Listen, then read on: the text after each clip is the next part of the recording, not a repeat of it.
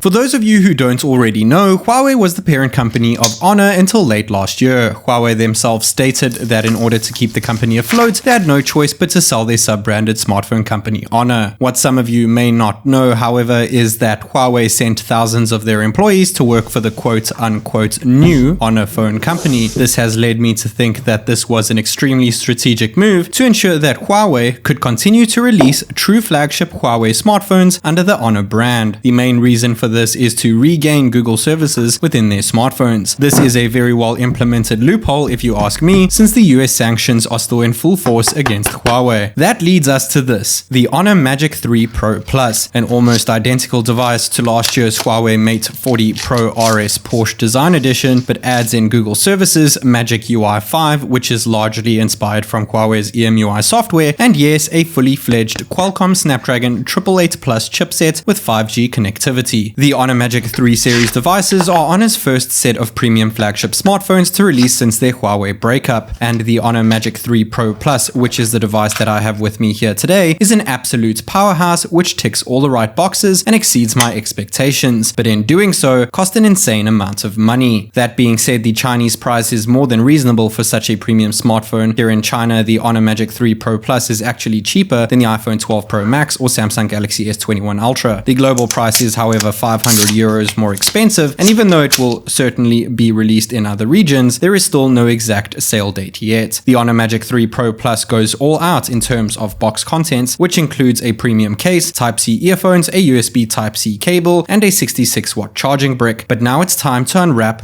the star of the show.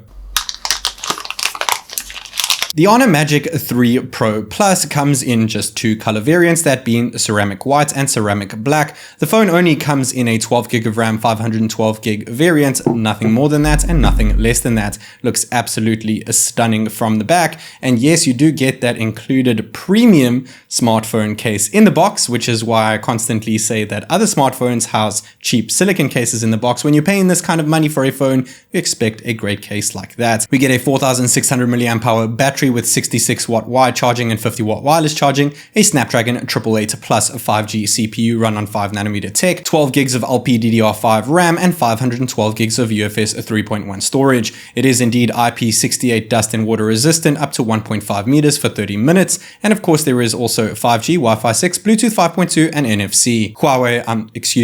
Honor have included nano crystal shield glass on the front, which is apparently 3 times tougher than typical panels. It also has a nano ceramic back, which is the only device of the Honor Magic 3 lineup to do so, and it includes an aluminum frame wrapping down the middle. It is quite a chunky boy at 9.9mm thick thanks to that waterfall display, and it is pretty hefty at 236 grams. We get an 11mm 64MP ultra wide sensor, a 23mm 50MP IMX 700 main sensor, a 23mm monochrome sensor, which is indeed 64MP. We also get a 90mm periscope telephoto lens, which is also 64MP. It also adds in a 3D TOF sensor with laser autofocus, a color temperature sensor, and a flicker sensor to prevent flickering when taking snaps. When looking at the ultra-wide shot of the Honor Magic 3 Pro Plus against the Huawei P50 Pro on the left-hand side and Samsung Galaxy S21 Ultra on the right-hand side, the Honor has a lot more color to it. It is slightly less bright than the other two, but holds light slightly better, and I do think that the colors are slightly more accurate, not to mention the insane amount of field of view at an incredible 126 degrees. When taking a main shot without using pixel binning, we have 50MP main as opposed to the 108MP main on the Samsung Galaxy S21 Ultra, and though it doesn't show quite as much detail as Samsung's,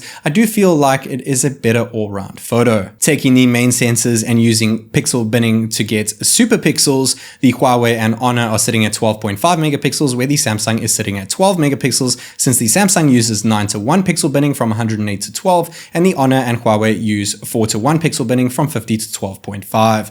The Honor Magic 3 Pro Plus does an arguably better job than the S21 Ultra, but I do feel like the Huawei P50 Pro has a little more life going on in terms of the photo and brightening things up a tad, though the Honor does show a tad more detail than the other two once again. Zooming in by 3 times, which is what the Samsung can do optically, the other two are lacking optically since they are only kicking in their optical telephoto sensors at 3.5 times zoom, but nevertheless, digital zoom on these guys don't look that half bad. The Huawei actually looks on par with the Samsung, though I must say the Honor Magic 3 Pro Plus doesn't look quite as good at 3 times digital zoom. When it comes to using the periscope sensors on the Huawei and Honor using the exact same sensor with 3.5 times optical zoom, you can see the Snapdragon version of the phone outshining the Huawei's Kirin 9000 chip over here, showing more detail within color. However, the Huawei is still a bit brighter and gives a tad bit more of warmth in terms of colors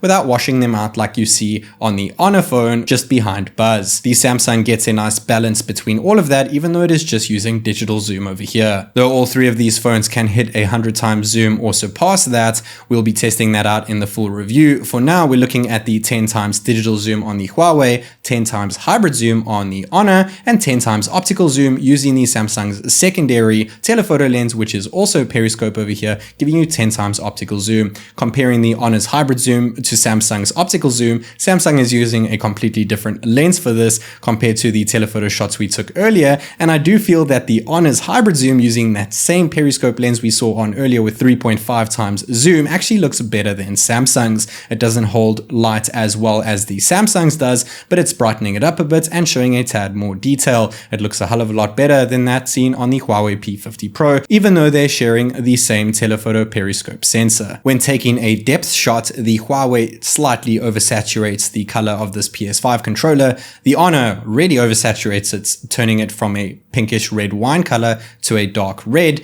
The Samsung is the most accurate in terms of color grading over here, though I do feel like the Honor has the best sense of depth perception thanks to that D-TOF lens at the back. I also feel like the Honor is doing the best job in terms of edge detection. When turning all the lights off, closing the curtains and closing the door to make sure there is no light getting into my studio at this point in time, it is pitch black. All of these phones can see more than I can see with my human eye when taking a snap. With night mode off over here, I feel like the Huawei P50 Pro has the best balance in terms of detail and brightness. The Honor Magic 3 Pro Plus is lacking in detail, and every time I try to take a shot with night mode off, it couldn't really handle it, leading to blurry pictures. The Samsung is pretty great all around with great detail and lighting, though it is slightly too dim and adds a bit of a hazy pixelated effect. With night mode on, however, the Honor Magic 3 Pro Plus truly shines. It picks up all the colors perfectly, other than the controller being a bit too oversaturated once more,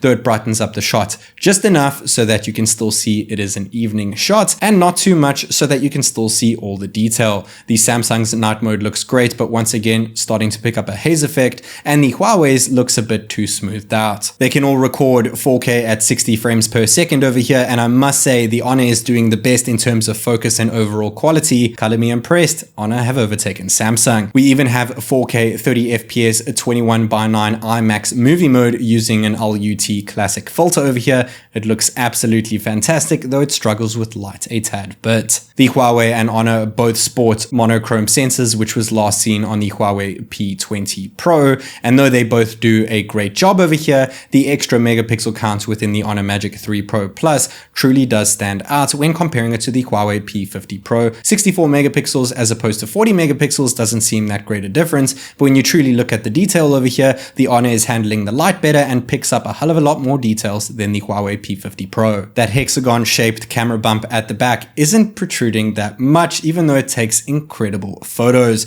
It is quite large, though it is pretty flat and looks absolutely incredible if you're a fan of DSLRs. We have a power button on the right hand side, as well as a volume rocker and IR blaster on the top, as well as the first dual stereo speaker, another stereo speaker at the bottom over there, and we do have a USB Type-C 3.1 port at the bottom next to that, alongside a dual SIM 5G slot over here. Unfortunately, no expandable storage options over here, though there is a water resistant seal. Unlike the Huawei P50 Pro, the Honor Magic 3 Pro Plus retains the pill-shaped notch at the top left-hand corner. Whether you like the design aspect of this or not, it does include an impressive ultra-wide selfie cam, which is 13 megapixels and goes all the way up to 100 degrees field of view. It also includes a TOF 3D sensor for depth effect, as well as 3D facial recognition, which is lacking on the P50 Pro. Taking a selfie snap of me over here compared to the Huawei's 13 megapixel snapper and the Samsung's 40 megapixel snapper, which has actually been down to 10 megapixels, I must say the Honor Magic 3 Pro Plus's snap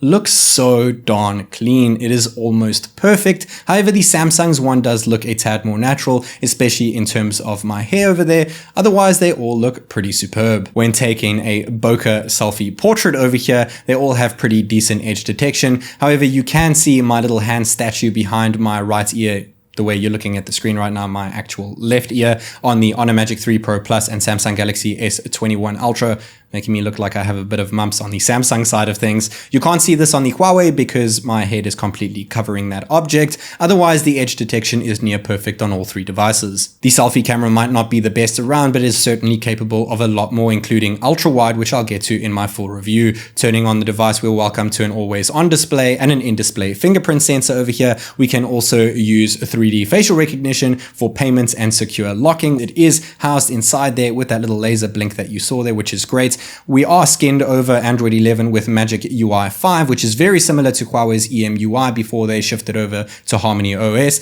Honor have promised 2 major software updates, likely Android 12 and Android 13. We do have Google services in the global variants, but when it comes to the Chinese variants, we are lacking this. It is not fully fledged Google within China, though I'm pretty sure this will change. Once the global versions do get released, there will be a software update for the Chinese variants, and you'll be able to easily pop the Google Play Store on the Chinese variants. Otherwise, you can just load the global ROM software since they're using the same hardware once it is available. So I'm not too phased about that. And yes, you can actually install things using a third-party app installer, such as the Google app, Google Chrome, as well as Google Maps over here, but for some reason it doesn't pick up my location, even though I have my location enabled and all permissions enabled. And yes, YouTube does work as well, though you do have to install an older version. And no, you cannot sign in, though you can sign in to Google Chrome, but only within the browser and not the phone itself. The hardware specs are incredible to say the least. And yes, we do have a resolution somewhere between QHD and Full HD. It is a 6.76 inch